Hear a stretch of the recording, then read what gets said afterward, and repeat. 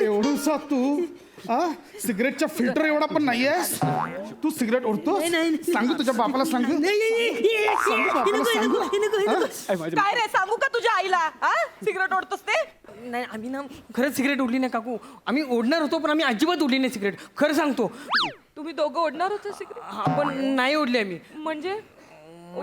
म्हणजे खरं तर आम्ही काकांना बघून सिगरेट ओढायचं ठरवलं होतं. मस्त.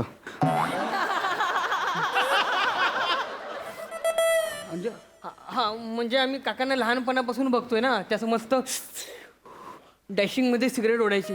मग आम्ही पण ठरवलं की आपण पण सिगरेट ओढून बघूया. हो. तुम्ही जबाबदार आहात या सगळ्याला. पोटात असल्यामुळे ना त्याला वास यायचा तुमच्या सिगरेटीचा, म्हणून ही व्यसन करावीशी वाटतात त्याला. हो सापडलाय. आपण त्याला ओरडतोय, माझ्यावर नको येऊस तू. सिगरेट सोडली कधीच. खोटं सांगतोय तो. खोटं सांगतोय का तो? हे खोटं बोलतोयस तू? नाही नाही काकू हे रोज टाकीच्या मागे सिगरेट ओढत असतात. काय सांगतोय हा? म्हणजे तुम्ही अजून पण सिगरेटी ओढता? खोटं बोलताय माझ्याशी. मी सिगरेट सोडली आहे. ह्याच्या बापाला ओढायची असते.